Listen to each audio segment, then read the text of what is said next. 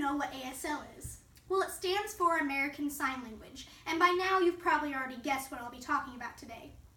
Think of sign language as basically being a foreign language, although instead of it being oral, you essentially use your hands to communicate.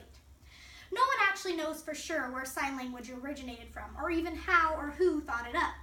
Reason being that historians didn't deem it to be important enough to record it, but deaf people have been there since the beginning, and from my understanding, even Aristotle had an opinion on them. See, his theory was that if you could not communicate, then you were unteachable, as he referred to deaf people as non-persons, according to Jack Gannon, who wrote the book on deaf heritage.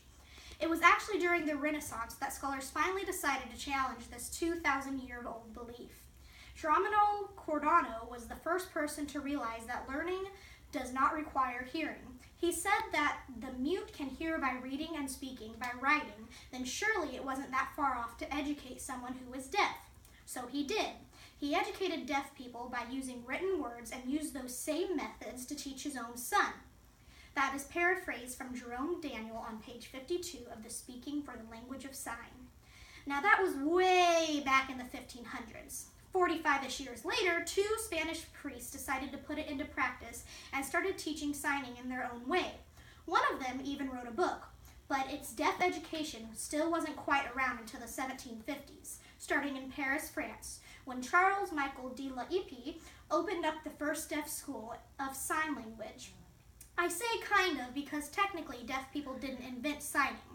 Charles Mitchell standardized it using something he already knew, according to Oliver Sacks on page 17 of the Seeing Voices. He didn't stop at it just opening one school. Oh no, apparently he didn't sleep because he opened 20 more schools in Europe for the deaf. So then how did ASL come to be then? Well, it's actually based off Langue des Signes Française, or LSF, French Sign Language, before all the accomplishments and work done in Europe found their way into the United States. There were many forms of signing that developed among the deaf. When sign language began migrating in the 1800s, the concept took off like wildfire.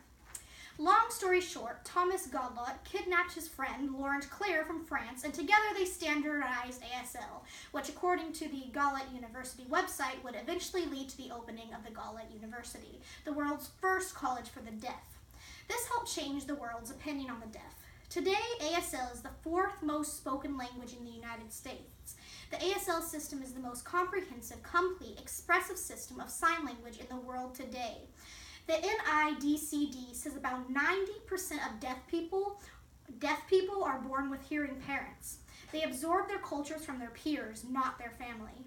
Most deaf kids who attend residential schools for the deaf pick up ASL from their classmates, usually from parents who are born of deaf parents. Because of the source of cultural identity, one of the first questions deaf people often ask upon meeting each other is where they went to school and who their teachers were. They're a very close-knit society. Now, what I've told you is based off books and Google searching. It's all second or third-hand information. I can't say all of it is true because I've never experienced their culture and only learned a very small part of their history. I'm confident for about 80% of this speech being accurate. No one ever fact-checks anything anymore, which leads to ignorance. Example, riddle me this. Who is the first deaf-blind person to be educated? If you think Helen Keller, you're wrong.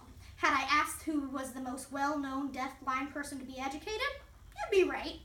But Laura Brigman was born roughly 50 years before Helen Keller, and she was actually the first deaf and blind educated person. That might not be a big deal to you, but to the deaf community, it is a huge difference in their community. That is why the facts are so important.